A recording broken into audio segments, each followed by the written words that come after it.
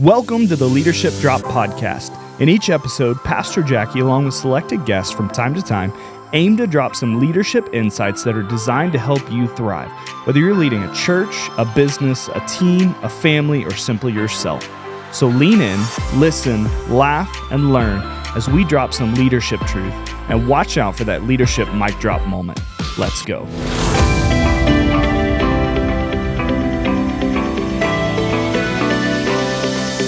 Hey, welcome to this month's edition of the Leadership Drop Podcast. I'm Pastor Jackie here at Cross Church, and every month we try to give our leaders some leadership tips that will help you in your school, at your business, if you're on a team, and certainly here at church. And so this month's podcast is built around the idea of alignment, and we're going to talk with an expert in the field of alignment. I've invited my friend, Chad Garrison, who is the pastor, longtime pastor of Calvary Church in Lake Havasu City here in Arizona, to be our guest to talk about alignment. Chad, welcome to our podcast. Hey, Jackie, thanks for having me on. It's a joy to be here. Great. Could you just give, for context, a little bit of your backstory, what God's done at Calvary? I know the story, but everyone would know it. Just give us a little snapshot of your time at Calvary in Lake Havasu. I'd be happy to. Hey, I came to Calvary in 1992, so almost 32 years ago. And it was a little church, just thinking about surviving, thinking about doing little things. They were really excited about building a fellowship hall so they could have monthly potlucks. Kind of thing. And I wasn't planning on staying here for 30 years. I thought I'd stay here for 3 or 4 years, and then move on to a real church in a real city. But God had better plans. And so we started growing and kept growing and kept growing and built again and kept growing and kept growing. And along the way, we made a real strong transition from being a church that was traditional in nature and collecting Christians, because people are moving to Lake Havasu and they were looking for a church, and we were growing because we had primarily collected Christians. And just out of a conviction that I had that while other people were celebrating our success, I kind of personally felt like God wasn't, because He sent us to make disciples and we were just collecting disciples. So we made a shift in terms of what we did as a church. We started focusing on the unchurched people in our community. Said they're our target. That's who we want to reach. Christians will still join us because they're looking for a church, but we're not trying to make them happy. We started a modern service, which now has grown into 3 modern services a weekend. And it really took off because instead of baptizing a few people, we started baptizing a lot of people. And instead of being a church that was focused on a lot of the traditional things that I grew up with as a lifelong Southern Baptist, we started focusing on things that were effective in reaching the lost. And so, we've gone from a church of about 100 to now on the weekend, between our in-person and online, we're well over 3,000 on a regular basis. And so we rejoice in that. Things I get excited about are the fact that, last year we baptized 228 people. Awesome. We baptized over 1,000 in the last 5 years. So those are the things I get excited about.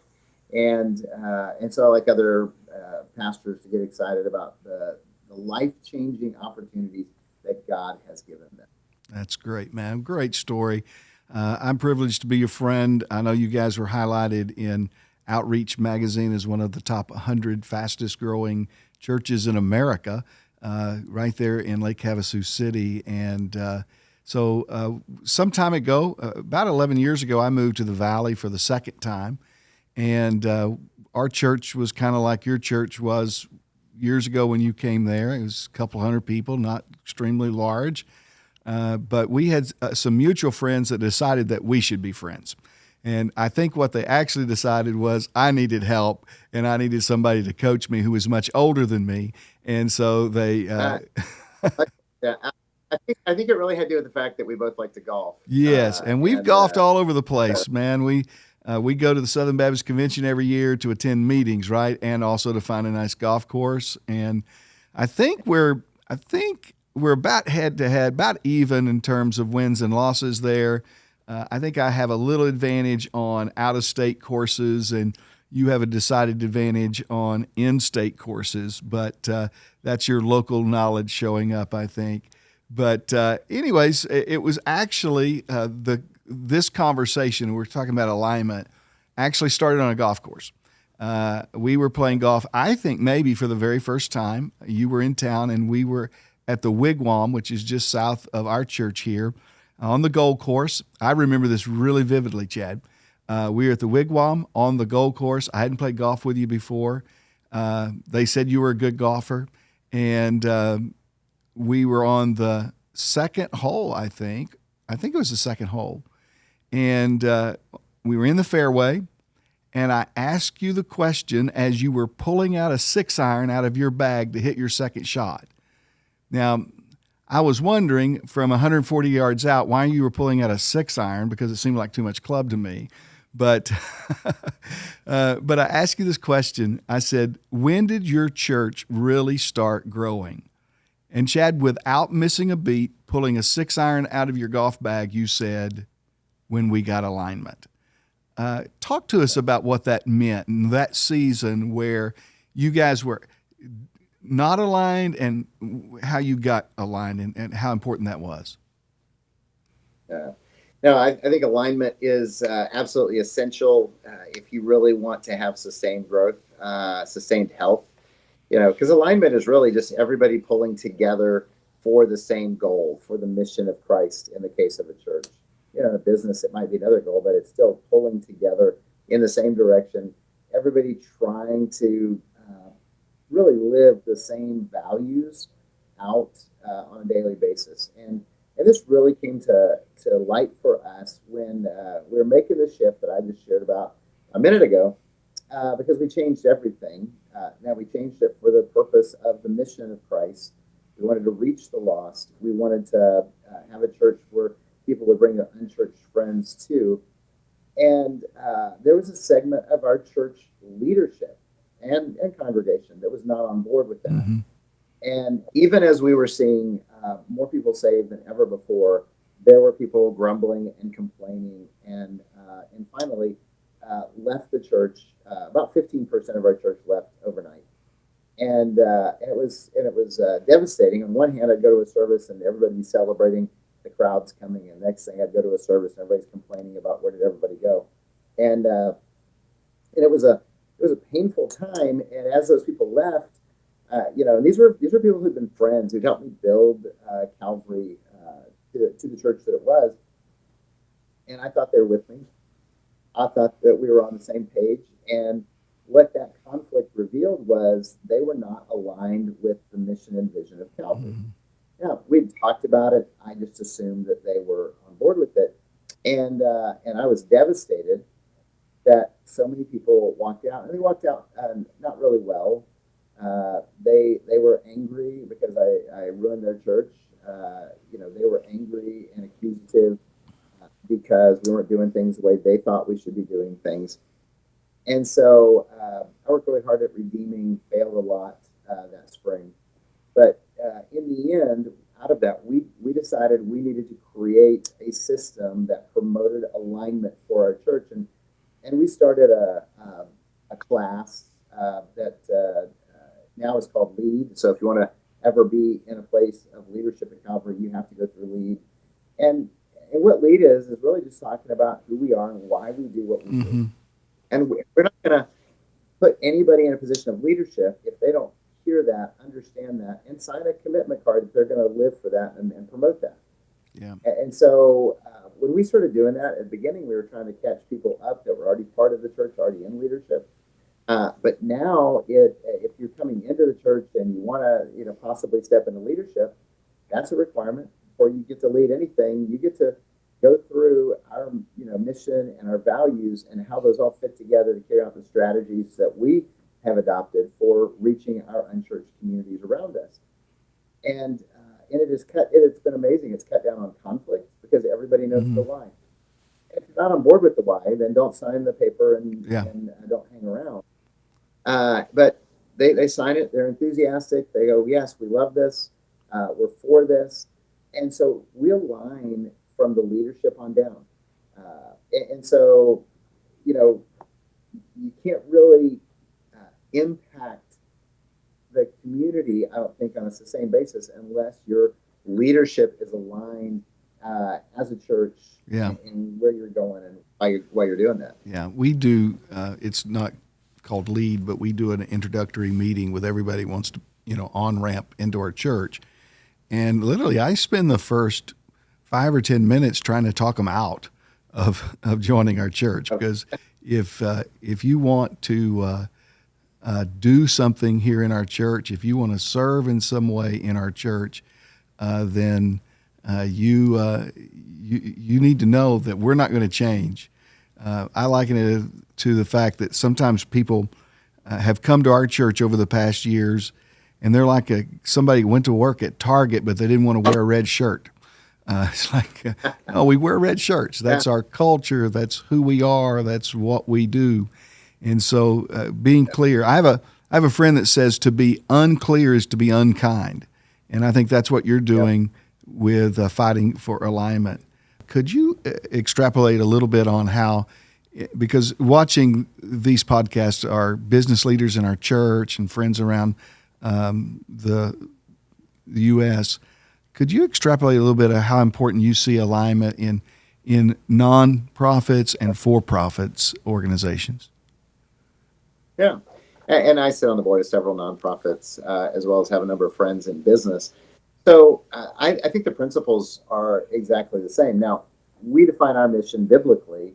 I hope Christian businessmen incorporate biblical principles in their business, but if you know why you're doing what you're doing, and you understand the values associated with what you're doing, then it helps align your business. It helps align your family.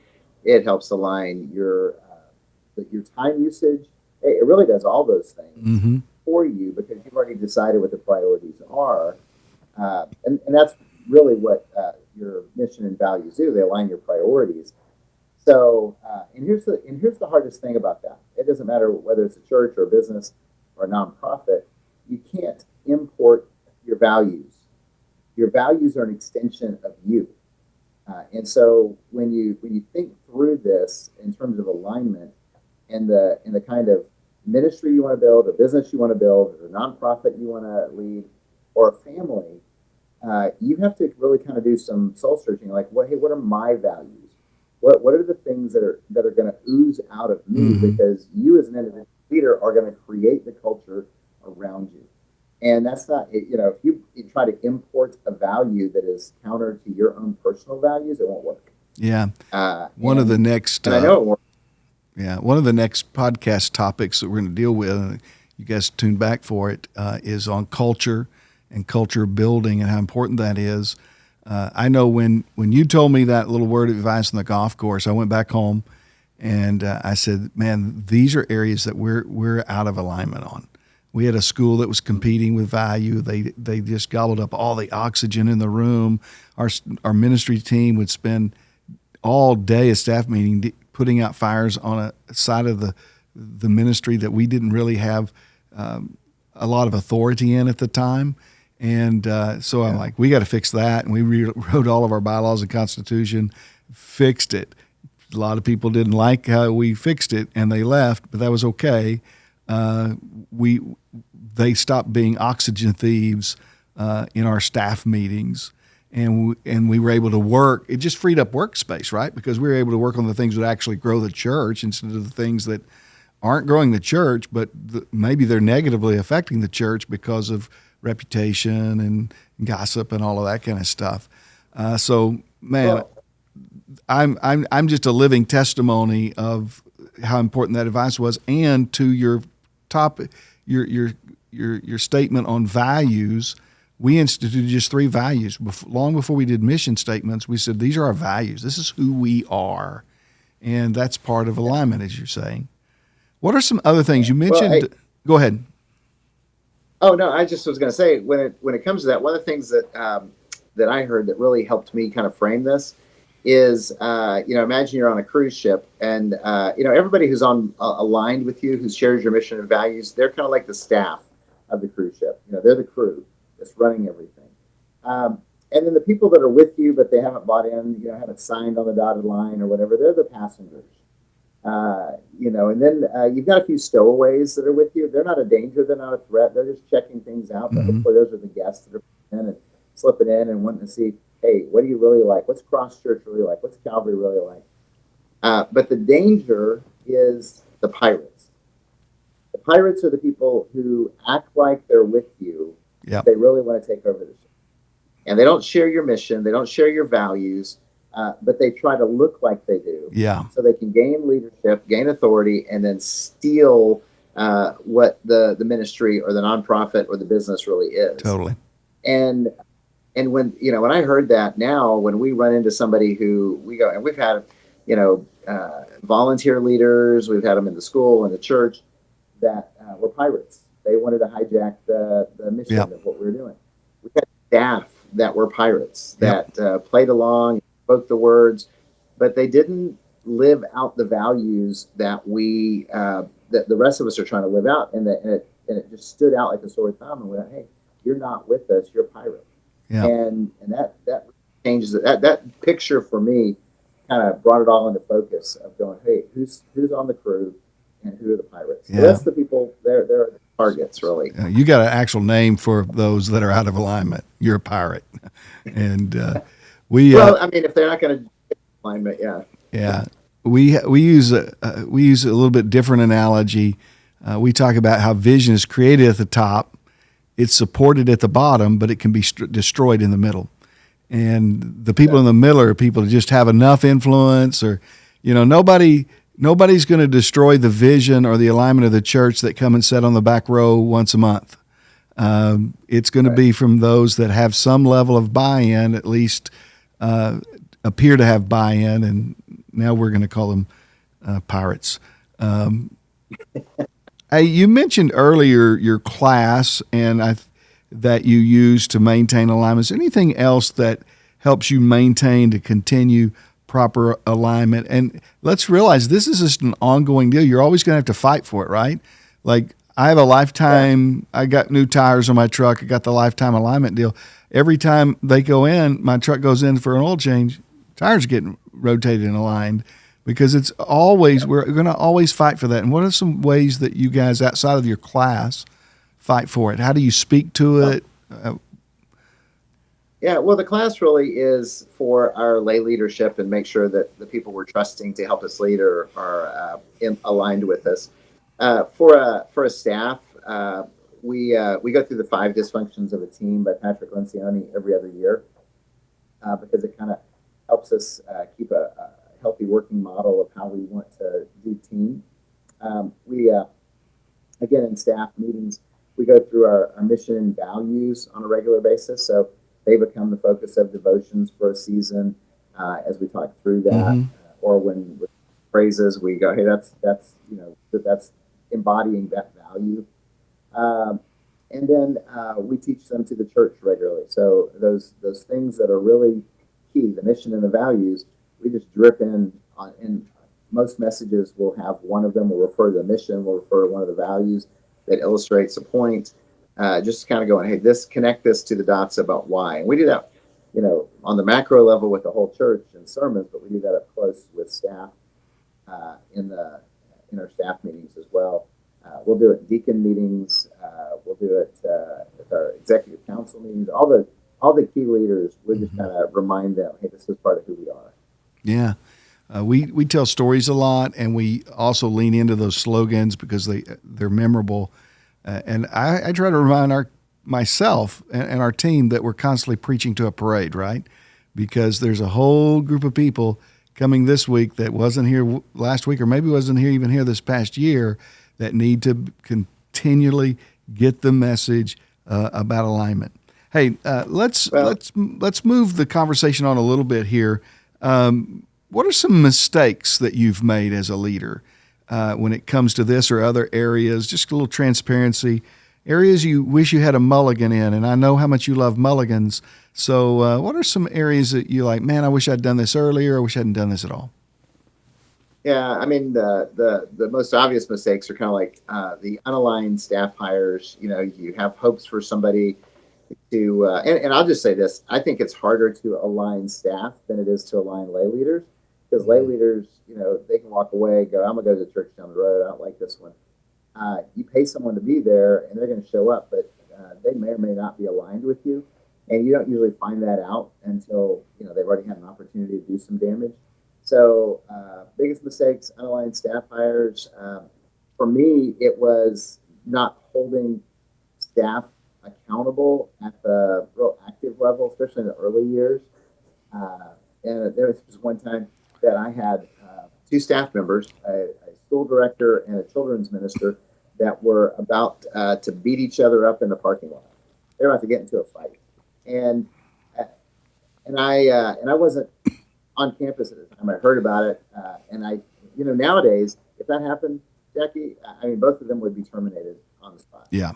Or put on probation and written up and said, hey, one more thing like this, you're gone. We just grease them up and put them in the octagon. It's like, fight it out. And yeah.